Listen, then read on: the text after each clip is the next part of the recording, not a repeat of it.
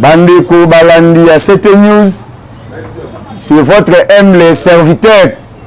président Cisco Ipanzi, le Parlement de Boubaz Kapela, le chef du département de la section Kalam. Na sengi na biso ebele, bazo na biso na ngonga oyo, na pesi bino ba bonjour. O ba wana pokwa ba bonsoir na bino. Mais aboza koyeba to uti wapi, to kombi wapi, pe tozo kende wapi. Mokonzi ya mboka tango azoki pouvoir lobi yango bien. Akutaki Congo nano komi ba norme te akobenga yango pays. Fallait réunir ba donner belé pour to benga Congo pays. Akutaki désordre dans tous les secteurs. Akuti désordre dans le secteur de l'administration ya mboka,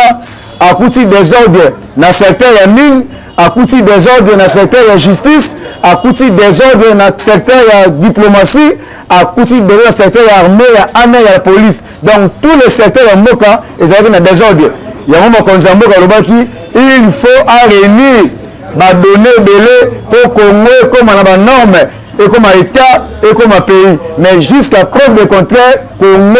n'a pas commis pays. Il y a un moment quand on a voyage dans l'Est, à accueillir que la révélation est belée. À comprendre que Bafiti, Bandoki à Congo, Bazati na armée. Makonzambo, quand il y a 21 000 hommes,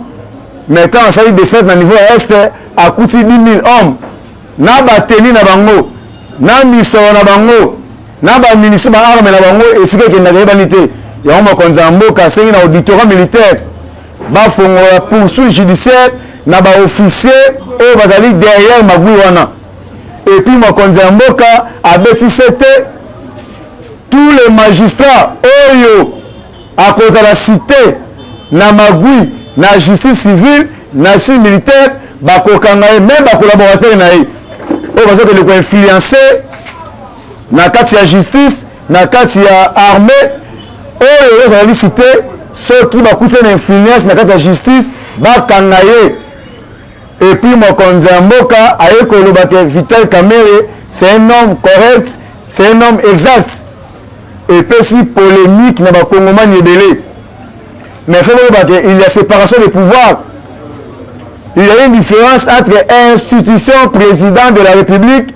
na institution cours et tribunaux. D'ailleurs, nous avons 4 institutions. Institution président de la République, institution gouvernement, institution parlement, na institution cours et tribunaux. Mais quand le chef de l'État a dit Vital Kamerhe c'est un homme sérieux, c'est un homme honnête. Et lui, quand il a dit que mokonzi ya mboka Vital Kamerhe azali innocent ou bien Vital Kamerhe azali coupable. Et loko ba Congolais belé bazo comprendre te yango wana mokonzi ya mboka lobaki yango état qu'un individu ou bien état que institution président de la République amoni que na parcours politique na Vital Kamerhe azali correct azali sérieux mais tant Vital Kamerhe akei na justice to landaki yango en direct na ba Congolais bazali banda na to wana kati to monaki esambeli ya Vital Kamerhe tout le monde qui est sans Amida, tout le monde qui est sans Soraya, tout le monde qui a une déclaration il y a moi l'ambo quand tu bengi Masaro. Baye kotou na Vital Kamerhe. Vital Kamerhe ba question bela répondre ki yango te. Ba tuni Amida. Mbongo okoti na compte na période de détournement et outi wapi. Amida bina za commerçante. Ba seigneur numéro ya registre de commerce. Azana yangote batuni Masaro maintenant ko pesa ki Soraya oza bande ko ebele o komera na mutuka kombo ya Soraya yango moni justice congolais ba comprendre que ba compte Vital Kamerhe zo viré na ba compte ya Amida na ba compte ya Soraya na compte ya Masaro et là qui pendant période de détournement tant on sali recours na cour d'appel justice bayoki avocat na ye mais au moni que Vital Kamerhe a coopéré qui na justice pour na azongisa ba bien oyo ya détournaki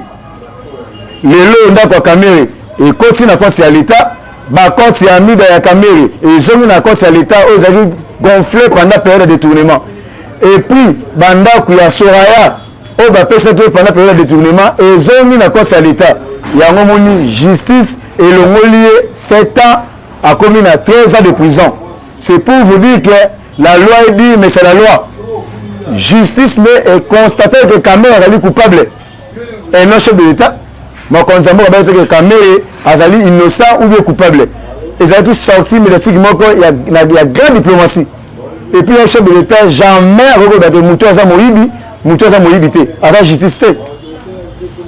En tout cas, peuple congolais, bien que Mokonza Mboka Azali institution président de la République. Et puis il y a une grande différence entre institution président de la République et présidence de la République. Président de la République, c'est une institution. Nenga termina souki na mutu na yona institution à voyager et ça institution à voyager. Mais présidence de la République et ça autre béni administration na kati ya président de la République. Tout le monde va conseiller, tout le monde va charger les ports et sport, tout ça comme on a l'administration président de la République est devenu présidence de la République. En tout cas, chers combattants, vous savez la différence sur le peuple congolais. Et puis, tout le monde qui a bien que Mokonzi Mboka a frappé les bisous dans le niveau de portefeuille. Tous les mandataires au cabinet de bisous et belé bazami va détourner le monde de l'État. Et puis, dans portefeuille, tout le monde qui Mokonzi Mboka a frappé la diplomatie. Ambassadeur au Kabilatiki et belé bazaba étranger aujourd'hui l'ambassade du Congo mais ceux qui ont tali ambassadeur étranger directeur de cabinet étranger chargé à protocole étranger huissier étranger mais au monde ambassade du Congo baza et belé notre Mokonzi Mboka a frappé la diplomatie tous les ambassadeurs au Kabilatiki qui baza ko bébé cette diplomatie en Mboka Mokonzi Mboka a longa bango en bloc. Et puis na territorial, inspecteur territorial, bourgmestre, ça na vision ya chef de l'État. Mokonzi Mboka azo batuana ache bango libanda, ache la biso batu oyo bakosala musala na vision ya le peuple d'abord. Et puis coup du chapeau, makambu to senga ki Mokonzi Mboka. To moni ke akomi ko frapper yango. To moni lelo ba mandataire public de l'État, oyo bazala ki cité na rapport ya IGF. Ministre, premier ministre a saigné conformément à la parole du chef de l'État. Batouan, batche na disposition de justice, batche la mandataire, la vision du chef de l'État. En tout cas, le chef de l'État, coup de chapeau, tout le monde qui a bossé, peuple qui a exécuté. Et puis, le gouverneur de la banque de Gracias Mutombo, on a favorisé la carte visa, coup de chapeau na chef de l'État, néné au chef biso hors d'état de nuit, a bimi na banque, au pesi biso, au tobengi, na kombo ya o azalaki ancien cadre na Fonds monétaire international, maman na biso malangu kabeli mui. En tout cas, tu peux sur futur mandat, au sala musala, pour la vision, il y a le peuple d'abord. Tu as posé à dollar et tu as moutou na sema ko likolo. Tu as posé à dollar et kita, tu as posé à biloko et kita. Et puis coup de chapeau, na ndenge de Melebiso, ba gouverneur adjoint, na kombo ya Dieudonné Fikiri Alimas, na kombo ya William Pambupambu, ba vice-gouverneur, na ndenge nommé na administration ya banque. Monsieur Thomas Batetele, Prince Leta Tumba, Elongo Isemoli, Hélène Moukeni, Jean-Sélé Ilema, Georges Chilenge, Ame Wameso, Obazali nommé l'administration la Banque centrale. Et puis tu peux aussi bien fixer mandat, Bossala Moussala, pour la vision, il y a le peuple d'abord. Et non vision élevante et d'abord le code Baosu Kolongwa. En tout cas, chef de l'État, coup de chapeau. Et puis Makambotali baisse des prix alimentaires. Et là, les Congolais, ça la bima sujet yangona, au là ça la débat, na biloko ya facilité inutile. Le lot Mokonzi Mboka a fait insouciant na conseil des ministres. Et puis le ministre de l'économie a appliqué conformément à la loi organique. Article 7, dans article 10, il y a réduction de prix. Et puis, il a frappé en mot,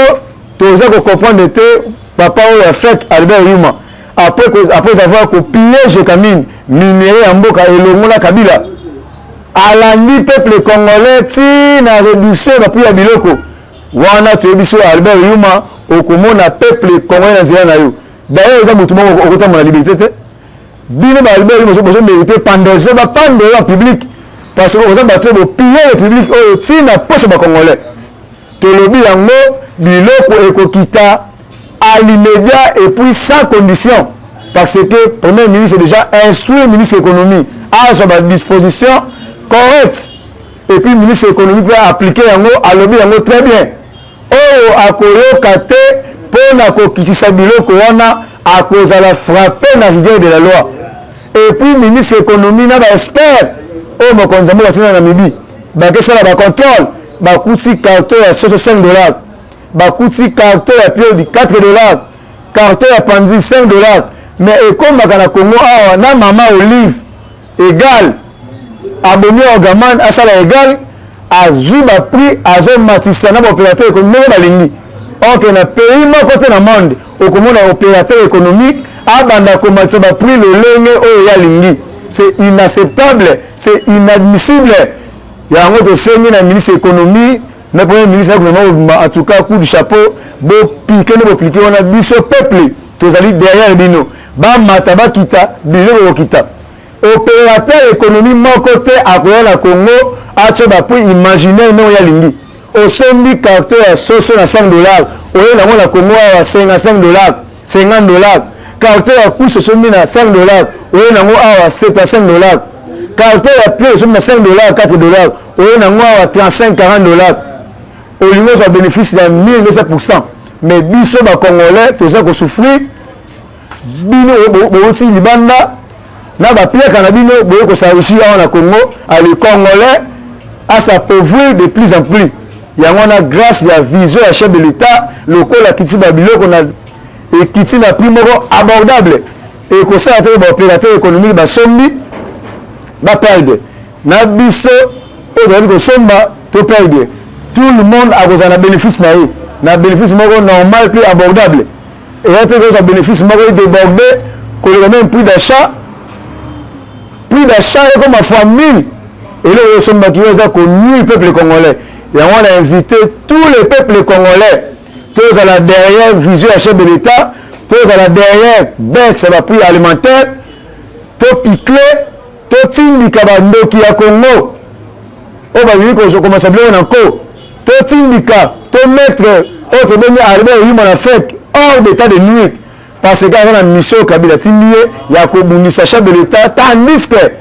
azo bundisa chef de l'état te mais azali ko bundisa peuple congolais yango wana biso nyonso la liste de la liste to telemela banti valeur wana to mettre bango hors d'état de nuire makambo etali loi Noël Chani cher combattant bamata bakita loi wana ekozala appliqué dans l'Assemblée nationale et puis ekozala promulgué la chef de l'État parce que loi wana epesi congolais valeur le autre ba président bapaya tala ndenge ba détruire mboka so que la fonction publique okokuta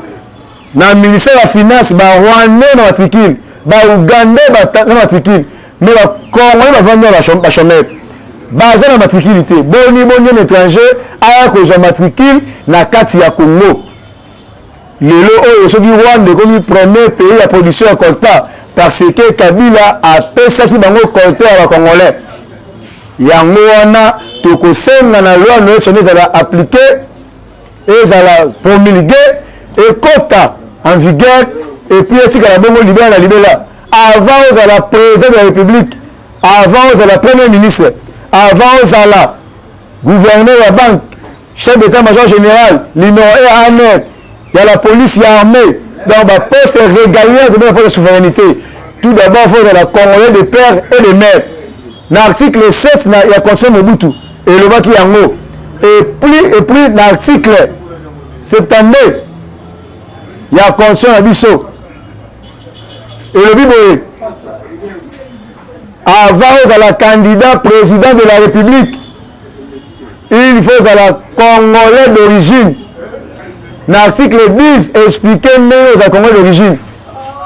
yango wana chers combattants chers congolais tozala derrière loi Noël Tchani peuple congolais peut soutenir loi wana avec dernière énergie et ça pour l'intérêt peuple congolais bato nyonso s'agiter pour loi wana eleka te bazali baini ya peuple congolais bazali baini ya Congo bazali ba congolais te bandeko na biso bakatange baye bayango Congo ezali akatanga te Congo ezali bandeko na biso bandundu Congo ezali bandeko na biso bakasaye ya bandeko na biso ya Congo central ya bandeko na biso Équateur ya Okatanga ya Kisangani boyoma ya bandeko na biso nyonso tu oyo babenge ba congolais botika kofabrikele biso ba étranger bopesi bango bakombo et puis bakomi ba congolais bakomi koluka bakota na gestion ya mboka bakomi ba chef de l'état chose grave bakoya kopiller minerai ya Congo bakoya kobebisa Congo bato wana soki bakozala baconseiller eza mabe te soki bakozala baministre eza mabe te soki bakozala na FECOFA eza mabe te soki bakosala commerce eza mabe te tomonaka bawara bandeko ba West Africain baye na Congo bakosala commerce ya café Touba baoteka bilamba mutu apesi bakosa te mais tomoni bazambien tomoni barwandais baburundais baougandais baye na Congo bayaka classe mais batingami na politique ya Congo kaka mpona kopiller minerai yango wana loi Noël Tchani ekozala appliqué et pe kozala promulgué to mettre ya bandoki ya Congo libanda makonzi yango esali bango bolongwa na sorcellerie bokota na intérêt ya peuple ebe bashaki tembe oyo mokonzi ya mboka abengi bato bandoki non mokonzi ya mboka bolongwa na sorcellerie kindoki ezala kolia motu boye te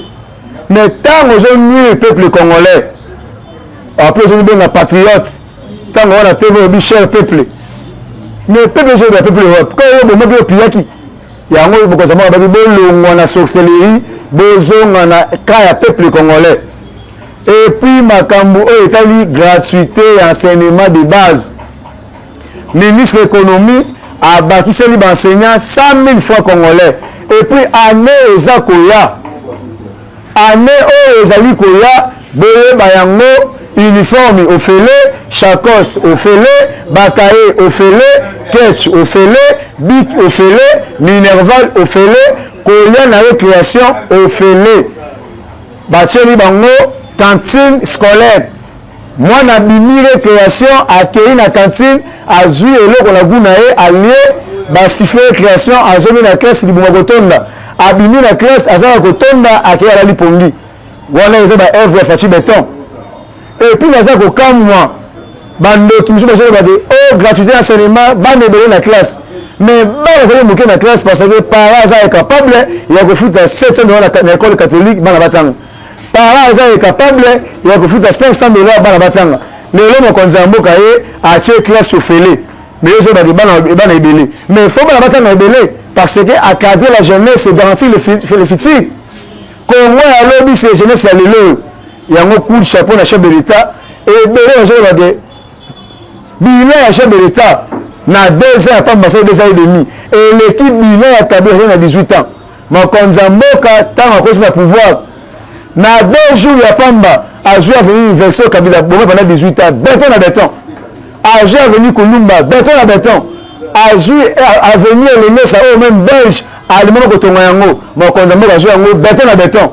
Kabila atiki 200 transco nyonso en panne na mokonzi ya mboka azwi pouvoir 4 transco na 17 conteneurs bapese de l'échange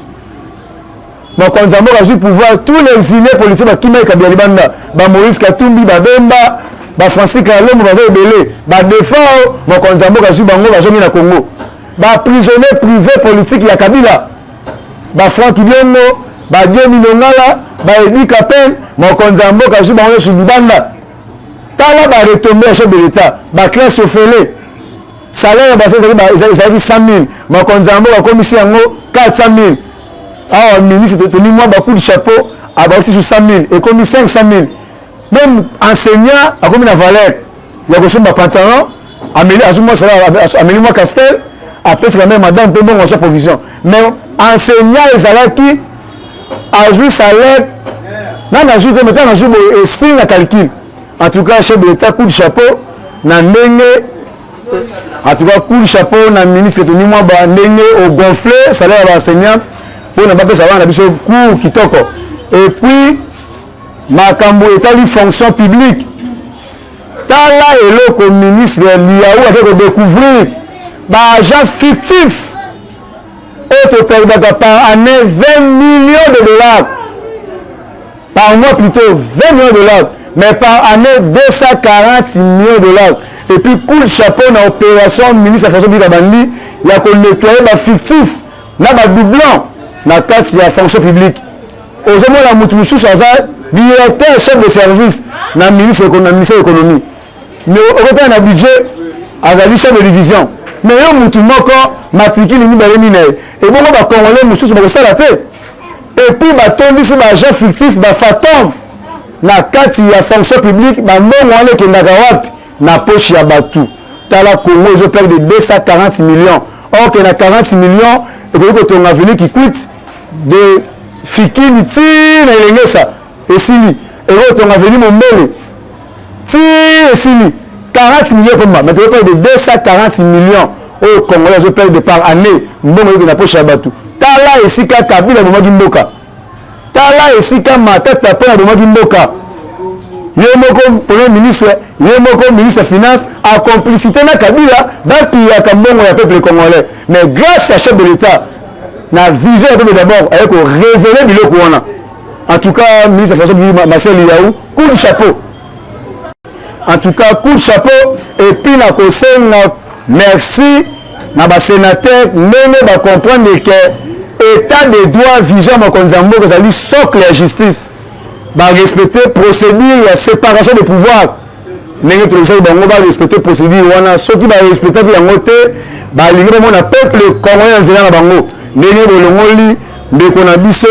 papa na biso ancien premier ministre Matata Ponyo immunité parlementaire maintenant a que ne répondre devant justice congolais. Ceux qui a répondu devant justice bakoyoka ye ceux qui a détourné quitté à cause na ba immunité na ye abonné difforme mais ceux qui a détourné qui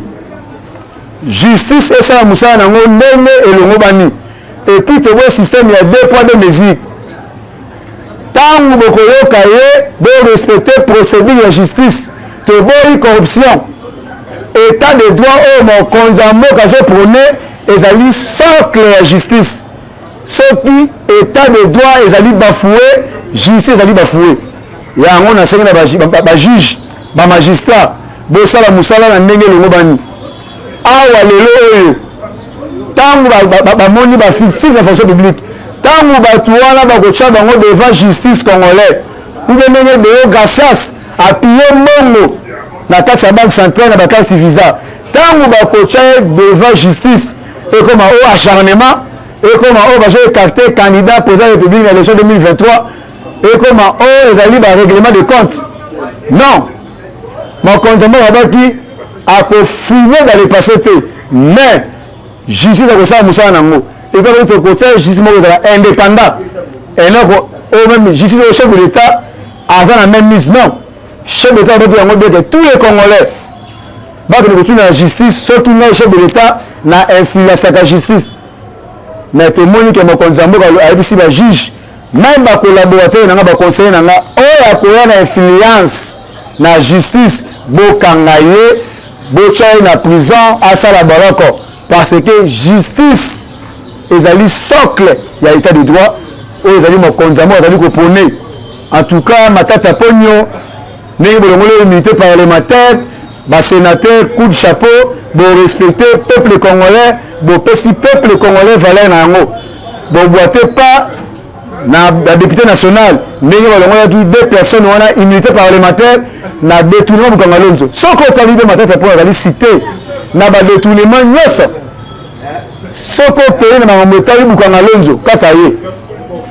yo mona wapi muto pese mbongo alo na masango pour la peuple congolais masango de lobota université privée université Mapon et de université privée mbongo ya 1000 écoles atonga ekenda wapi na kati ya Congo Ouest détournement aza na kati na kati ya mbongo ya zanisation aza na kati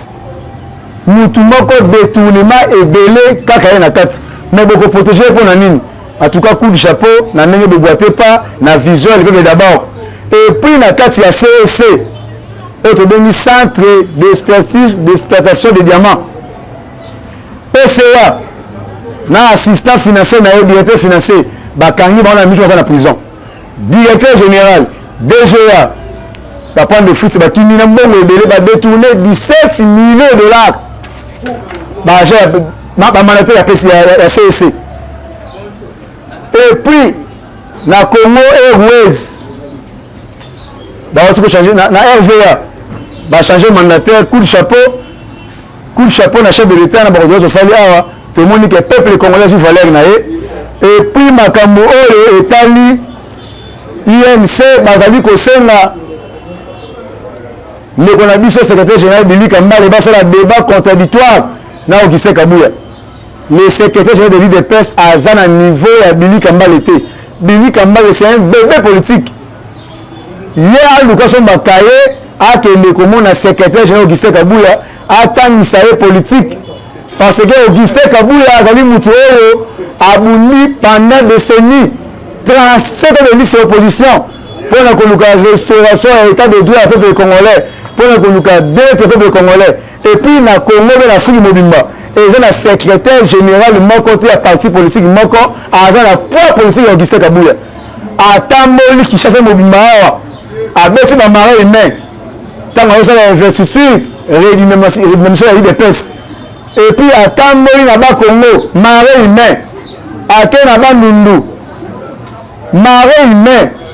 mais yo Billy Kambale mukonyo au sala marin même la Sainte-Thérèse et puis chose grave le secrétaire général Augustin Kabouya a sa marti yo Billy Kambale mukonyo autour de ta salle de classe tika ko saka na muto aza na poids politique na yote muto aza na niveau na yote le secrétaire général Augustin Kabouya azali mutu oyo aza na maturité politique makasi azali formé na docteur Etienne Sekedi Mulumba et puis Augustin Kabouya na Jean-Marc Akabouni na biso peuple congolais ndeto kumi UDPS au pouvoir yo Billy Kambale ba retomber à parcours politique des années Somba Kaé à 24 pages mona le secrétaire général Augustin Kabouya appelle ça leçon politique botika ba agitation botika ba émotion on veut pas en politique avec les émotions et puis on a émission premier ministre ayambaki ministre ya plan ministre ya numérique ayambaki ministre ya internet oyo tobengi maître Axelo oyo tobengi ministre ya numérique oyo tobengi Edouard Kolongele apesi bango feuille de route babanda kopréparer recensement mokonzi ya mboka na discours na ye oyo akataki coalition FCC cash alobaki yango très bien tokobanda recensement na 2022 ah ben suivi déjà feuille de route to na recensement conformément à la constitution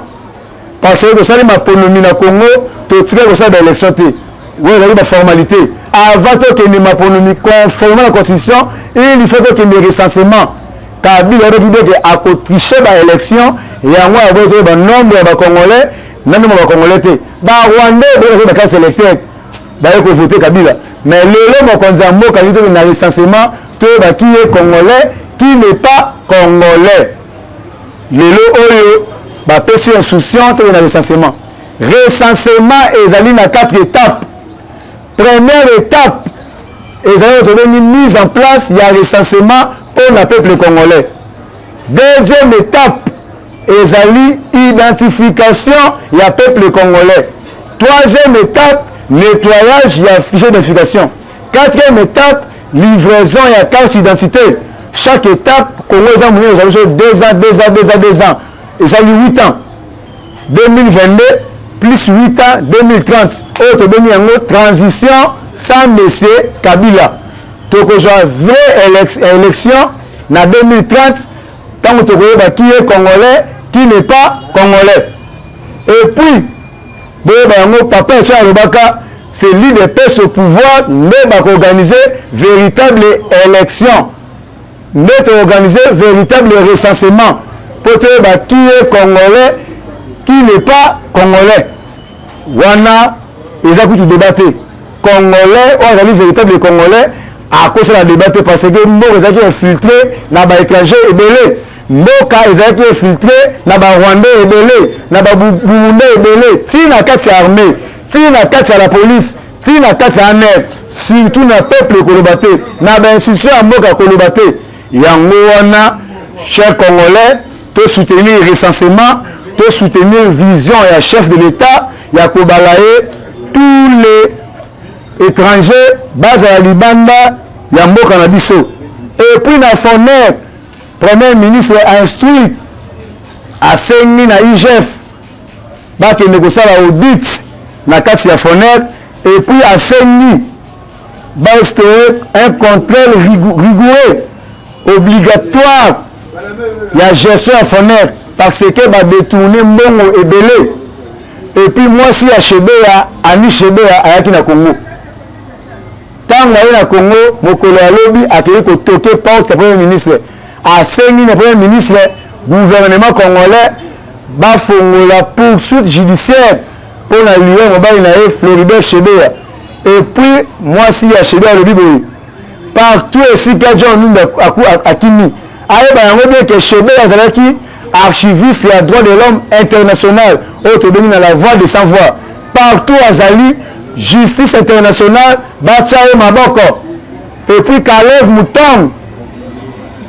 à part de fuite à Kimi na Congo c'est là où fi balobi à un pays moko Afrique mais comme je dans en noté mais déjà Kimi na Congo mais à ce la justice congolaise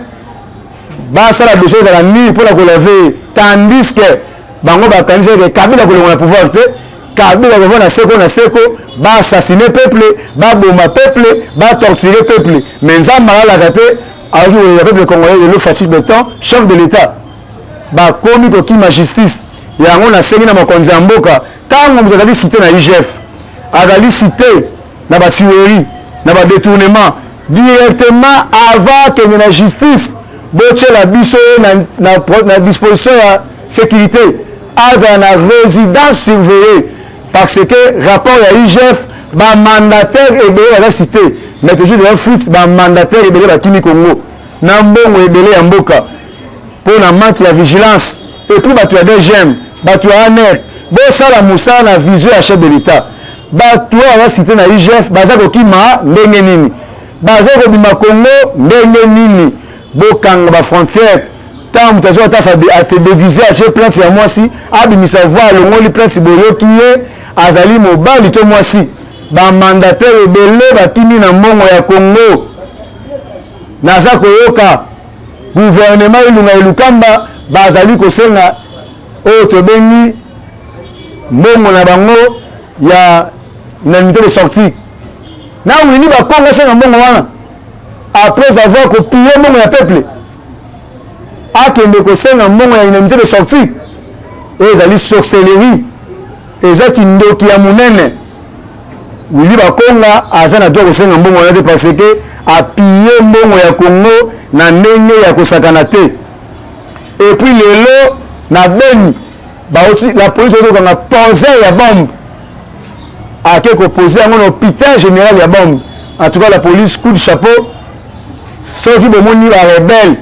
bakomi koposer ba bombe c'est que bakomi na point de faiblesse grâce à l'état de siège la police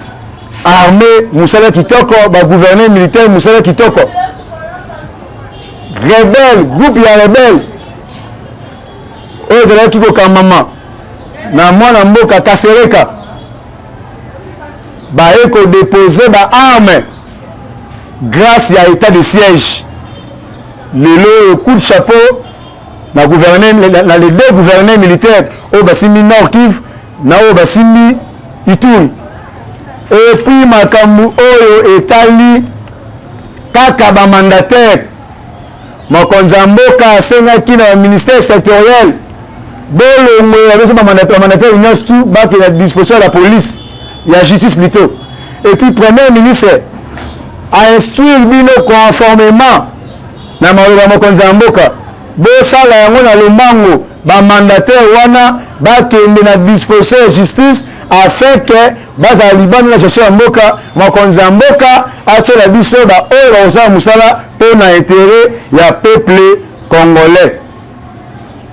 Et puis makambo etali conseil des ministres oyo elekaki vendredi na conseil des ministres bapesaki ministre fonction publique privilège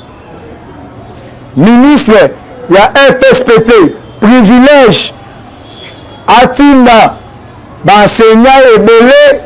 4000 enseignants na retraite oyo aussi bakoli bakosimba sur retraite batya baenseignant oyo baza actif. Et puis coup de chapeau na ministre ya fonction publique ndenge proposé basecrétaire généraux oyo basimbi administration ya mboka bango nyonso bakende retraite parce que bango nde babomi gestion ya mboka na biso. Botyola biso basecrétaire généraux oyo bakosala mosala na vision ya chef de l'état. Lelo soki omoni baagent fictif na fonction publique badoublon ezali grâce ya basecrétaire généraux wana. En tout cas tindika bango maleme na lombango babima na gestion ya mboka. Botyola biso bato oyo bakosala mosala na gestion na intérêt ya peuple congolais na vision ya le peuple d'abord afin que ba véritable congolais bakota na fonction publique bazwa matricule bazwa misala bazwa misolo baservi mboka na bango ba étranger batondi kuna na lombango babima na fonction publique bamatricule wana ezongela bana ya mboka. En tout cas nini ya koloba ezali mais oyo topesi nano yango wana bainformation ezali ebele oyo aza na posa d'information na temps réel numéro na ngai yango wana 286 plus 243 89 68 53 286. C'est votre version kalamu na oyo baza libanda na oyo baza na kati oyo bazobundela mbongo wana ya Congo. Je dis et je vous remercie.